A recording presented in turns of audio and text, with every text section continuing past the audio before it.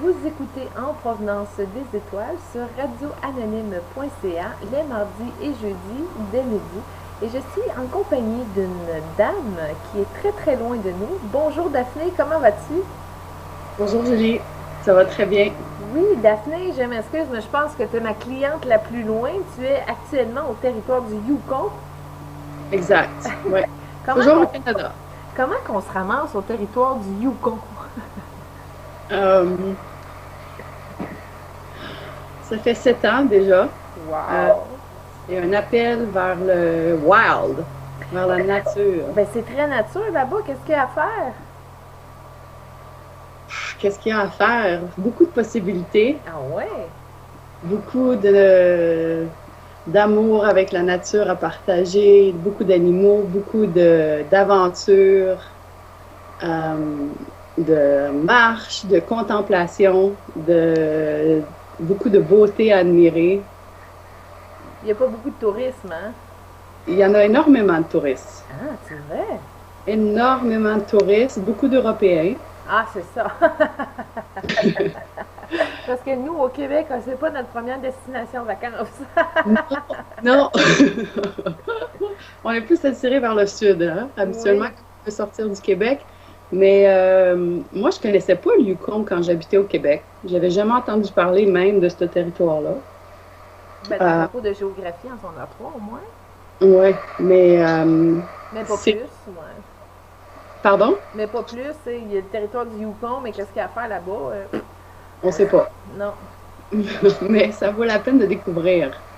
Je pense que les Européens, avec tous ces films qui ont été faits du Grand Nord, ils connaissent beaucoup le territoire plus que nous. Ils viennent ici à l'aventure, ils viennent rencontrer les Premières Nations, ils viennent découvrir des endroits où est-ce que l'homme n'a jamais marché.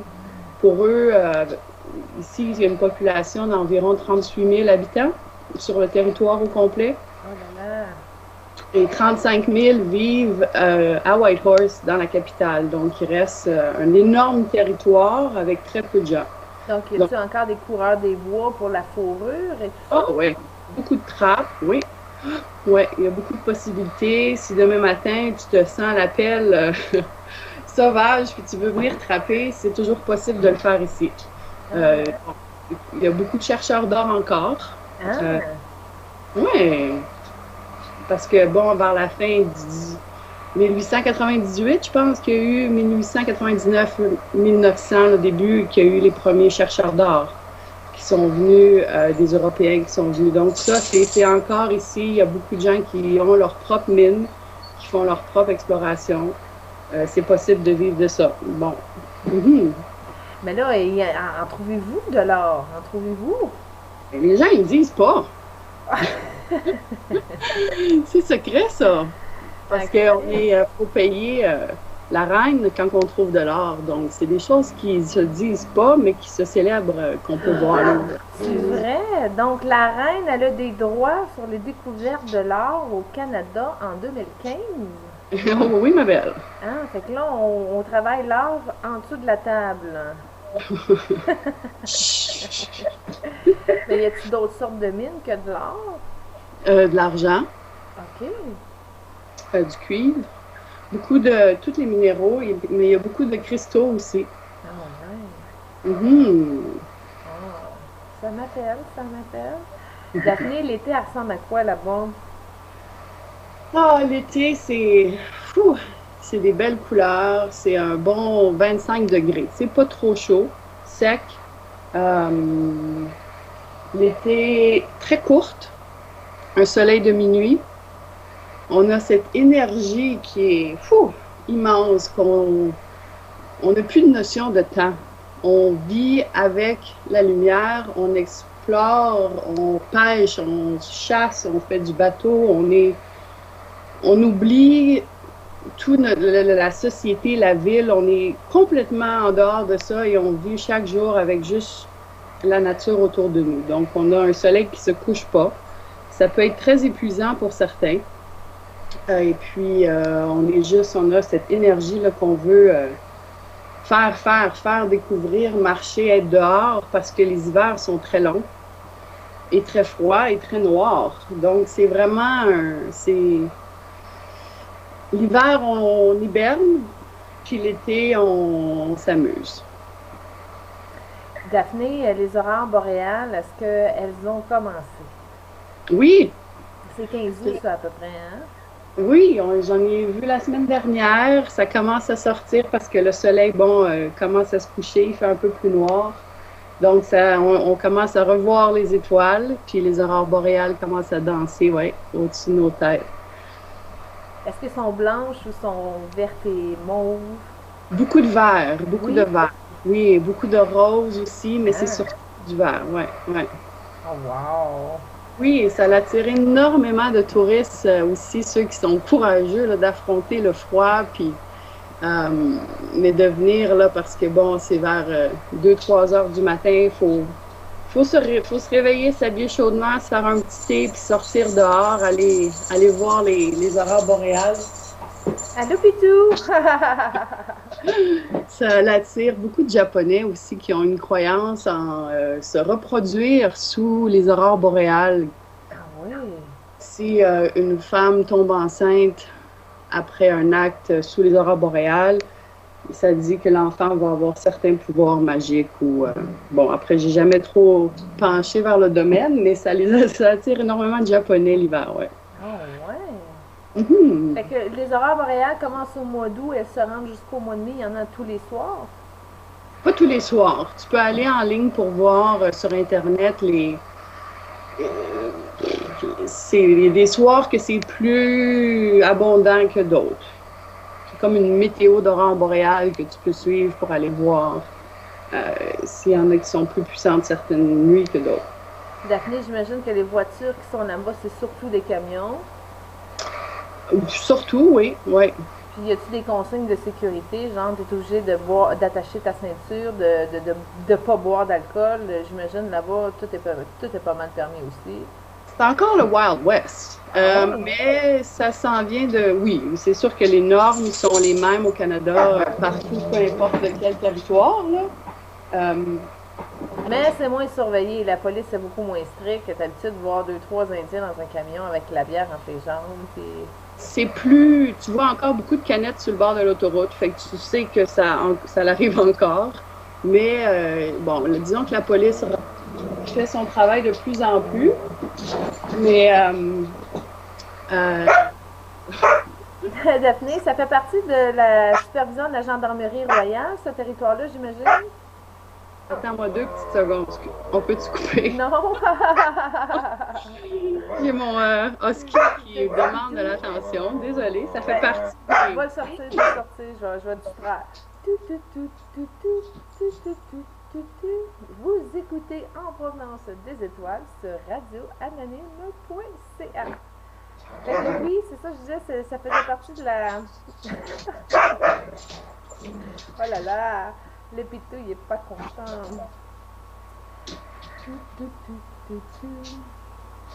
Je suis de retour, Julie, désolée. Ouais. C'est la peste de feu. Fait qu'on parlait de la gendarmerie royale qui était surtout là-bas. Oui, donc ça revient. Mais je veux dire, ils font leur job, tu sais, je peux pas cacher, mais il y a beaucoup de... Je me rappelle, il y a 7 ans, quand je suis arrivée, puis je vois la différence aujourd'hui. Fait que disons qu'il y a 20 ans, il n'y avait pas trop Il y avait de la sécurité, mais c'était pas pareil. On s'en vient civilisé comme le reste du pays, je pense, de plus en plus. Qu'est-ce qui arrive au niveau, justement, des conseils de bande? Comment ça fonctionne là-bas? C'est-tu autochtone? C'est très autochtone. Il y a beaucoup de groupes de Premières Nations. Lesquels? Oh, tu me poses des bonnes questions, là. Il y en a beaucoup. Il doit y avoir des Cris, des Iroquois, je sais pas. Ben, tu as beaucoup ça s'appelle Tlingit, qui en a un First Nation group qui sont de la côte, donc de l'Alaska, aller jusqu'en Colombie-Britannique. Tu as beaucoup de inland qui appellent, donc les Southern Chichoni, Northern Chichoni, où est-ce que c'est des gens plus de inland, de la terre et non pas de la côte. Mais t'as plusieurs groupes. Je pense qu'il y en a 11, si je ne me trompe pas, différents groupes de Premières Nations ici. Au niveau, ils sont presque tous auto self-government, donc ils ont leur propre gouvernement. Ils ont signé des accords, bon, avec le pays, c'est sûr, mais quand vient le temps de prendre des décisions à un haut niveau d'autorité, tu vas avoir le gouvernement territorial impliqué, le gouvernement fédéral, ainsi que toujours un gouvernement qui représente les Premières Nations, pour avoir des décisions qui sont favorables pour eux, essayer d'obtenir un consensus, si on veut, entre le gouvernement du pays et le gouvernement qui représente les Premières Nations. Daphné, ma connaissance du Grand Nord, moi, s'est arrêtée à Waskaganish quand j'ai été travailler à la baie James en 2001. Il y avait beaucoup de problèmes d'alcoolisme fœtal, donc des femmes enceintes qui boivent, beaucoup de diabète. Au niveau de l'éducation aussi, c'était pas facile. Ça ressemble à quoi au territoire du Yukon? Malheureusement, la réalité est pas mal la même. L'alcool qui a été amené par les Européens n'a pas le même niveau de tolérance chez les Premières Nations que chez les Blancs, c'est sûr. Par contre, on voit un énorme mouvement chez les jeunes des Premières Nations qui se penchent sur ces problèmes actuels-là. Donc, il y a beaucoup de... Sensibilisation. Oui, mais je veux dire, les Premières Nations, ils sont au courant de ces problèmes-là et ils travaillent très fort pour essayer de trouver des résolutions. Économiquement parlant, le coût de la vie doit être très, très cher. Exemple, moi, quand j'étais à baie James en 2001, la caisse de Pepsi était 17$, tandis qu'ici, était 8$, 6$, sans spécial. C'est très cher, oui, parce que tout est amené par camion ou par avion. Donc, le pain est expiré ou il reste 1 ou 2 journées, puis le lait, c'est la même affaire, il reste 1 ou 2 journées, puis tu viens de l'acheter à l'épicerie. Oui, ça arrive souvent. Puis c'est très cher, oui. Ben bon, quand même, plus tu vas au nord, encore plus cher que c'est. À Whitehorse, c'est quand même pas si pire. Merci au gouvernement qui nous donne aussi des allocations pour être dans des régions éloignées, pour pouvoir se permettre d'acheter une pinte de lait là, qui est 4 fois le prix que de chez vous, là, tu sais. Ouais. Mais tranquillement, on voit des opportunités de plus en plus. Il y a beaucoup de recherches sur comment pouvoir pousser nos propres légumes, d'avoir nos greenhouses, d'avoir nos jardins. Ben oui. Pratique qu'on a, de pouvoir devenir autosuffisant. C'est pour ça qu'il y a beaucoup de gens aussi qui vivent de la pêche, de la chasse, de la cueillette de fruits, d'herbes médicinales.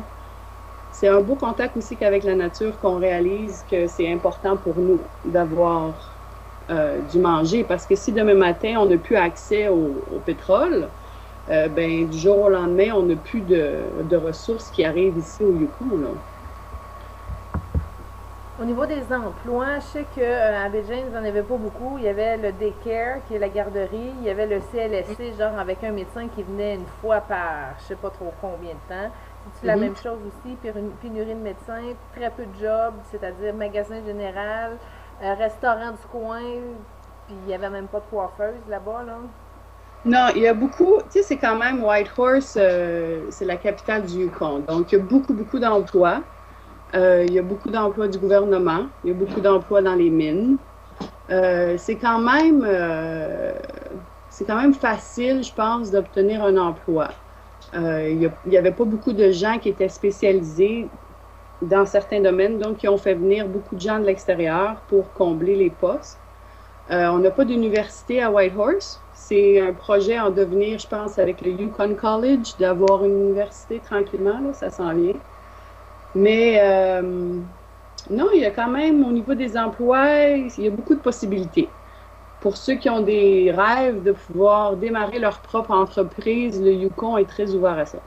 Ah oui. Le gouvernement donne beaucoup d'argent aussi aux communautés pour ceux qui veulent justement démarrer leur propre entreprise. Donc, c'est excitant à voir de ce côté-là. Daphné, si je reviens aux Premières Nations, les gens qui font du chassage ou du braconnage, ben pas du braconnage, mais les gens qui vivent de la nature comme ça, est-ce que tu vois ou tu as déjà participé à des rituels, exemple un tipi avec le caribou qui est partagé avec la tribu et tout ça? T'as-tu un petit peu trempé dans le chamanisme?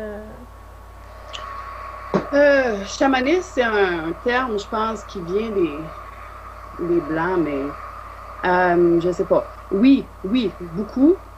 Et j'en suis très reconnaissante parce que c'est une partie de mes racines que je voulais découvrir. Donc, je suis vraiment contente d'avoir eu certaines expériences avec des Premières Nations, des sweat lodges ou juste des potlatch où est-ce que il y a des gens qui vont chasser un orignal juste une- pour la, pour la journée, puis pour donner aux gens, à la communauté.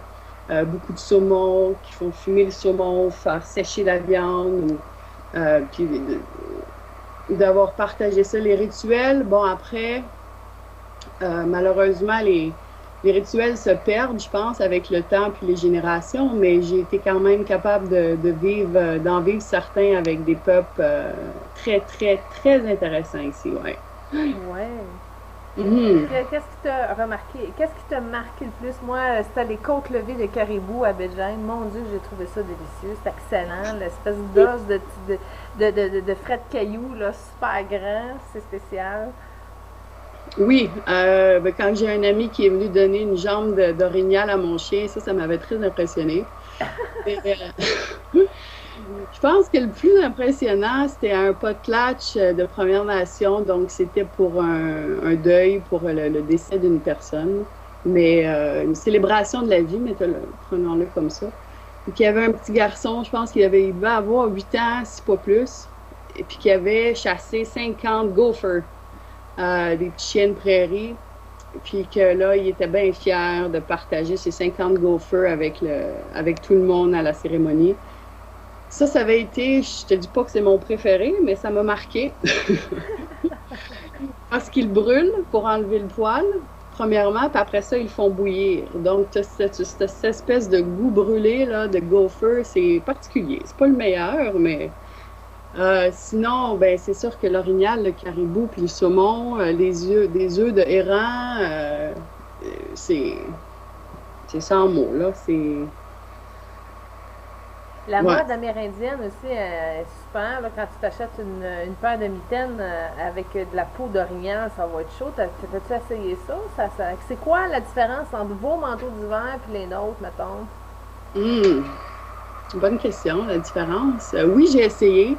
Là, j'ai ma peau d'orignal que ben, j'apprends à faire du beading avec les billes, j'apprends à faire des mocassins, j'apprends à faire mes propres vêtements pour l'hiver. Donc, ça, c'est excitant, là. Plusieurs méthodes. Écoute, moi, ça vient de me popper, là. Tout ce que tu apprends à faire, si tu peux l'importer, puis te faire un commerce de ça, puis te faire rouler les ressources naturelles, ça serait bon. Moi, je t'en achèterais des mitaines. Mhm. Après, il y a beaucoup de respect que je découvre avec l'animal. Ouais. Euh, je sais pas si je serais prête à faire ça. Ben non, mais tu Après, fais des sous-traitants.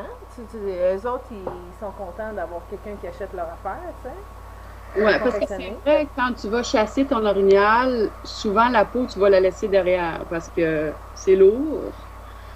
Et puis ça prend énormément de temps à tanner. Donc, souvent, mais il y aurait une possibilité justement de demander aux gens de ramener leur peau et puis de travailler avec cette peau-là. Mais juste d'aller chasser pour la peau, jamais de ma vie je ferais ça. Non, ben oui. Mhm. Ah ouais, parce que tu chasses, hein. Ben, ça s'en vient. Ça s'en vient, ok. Daphné, j'aimerais rentrer dans le volet témoignage. On s'est connus au cégep et puis tu es parti de ton bar, tu t'es ramassé au territoire du Yukon et on s'est retrouvés via Facebook. Quelle Mhm. coïncidence! J'aimerais ça que tu parles un petit peu parce on s'est rencontrés lors de consultations et c'est là, vaguement, généralement comme ça. Qu'est-ce que ça t'a apporté?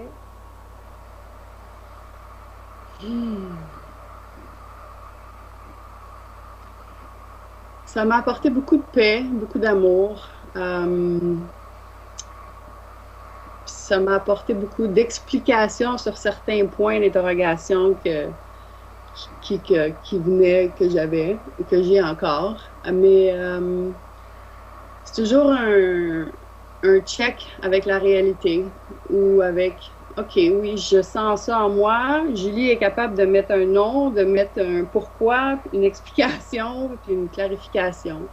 Souvent, on ressent des choses, mais c'est un domaine qui est des fois inconnu pour nous. Mais on sait que c'est là, on le sent.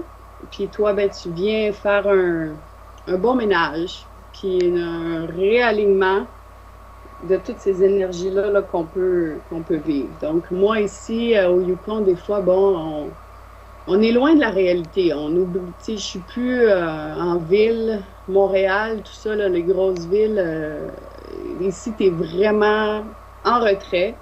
Puis des fois, tu as besoin juste de ce petit rappel de réalité, puis du pourquoi, puis d'explication. Parce qu'on part souvent, tu peux partir ici des mois en nature, puis te déconnecter complètement, ce qui est excellent. C'est pour ça que je suis encore ici.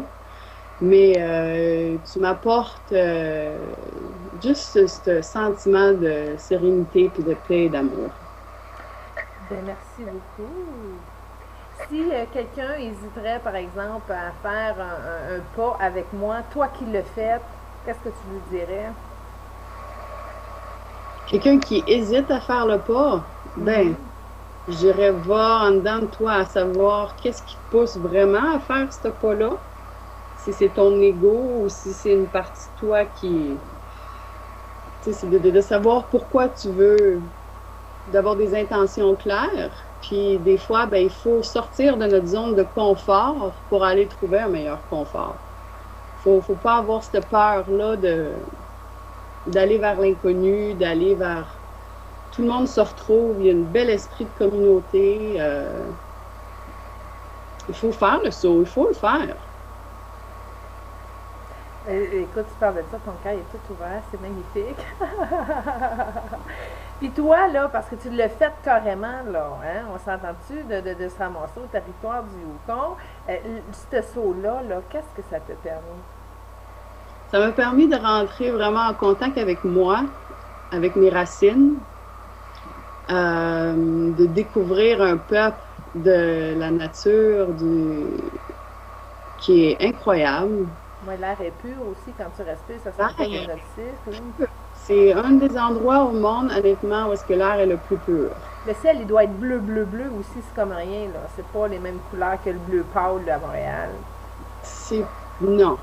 C'est comme vraiment pas comme le ciel de Montréal. Il n'y a pas de smog, il n'y a pas de pollution. Les couleurs des feuilles, des arbres, des... Daphné, je peux-tu te demander, je sais pas où tu vis, là, mais tu peux-tu amener ta caméra dehors? J'aimerais ça voir ça ressemble à quoi un petit peu. OK, parce que là, on va voir ça, là. Oui, pas... oui, ben oui, okay. Ben oui. Je veux voir le ciel du Yukon. Là, il pleut, là. C'est pas vraiment non, c'est pas la bonne La neige est déjà dans les sommets. L'hiver s'en vient. Il fait déjà 0 degré. Tu veux dire qu'on se parle, on est le 31 août, là. Aujourd'hui, actuellement, il fait 0 degré dehors? Mm-hmm. Le 30 août, 0 degré? Ben, peut-être 5. Bon, OK. Fait que ça ressemble à quoi vos gros froids là-bas? Moins 35, moins 40. Ça, c'est régulier, là. C'est pas une vague de froid, là. Non, non, non. Mais, ben, ça vient par vague, là. Ça vient par vague, mais c'est plus le... Ça change. On a vraiment, je vois depuis 7 ans, là, que ça fait que je suis ici. On avait des moins 50, moins 55. Ça l'arrive. Oui, mais ça n'arrive plus souvent.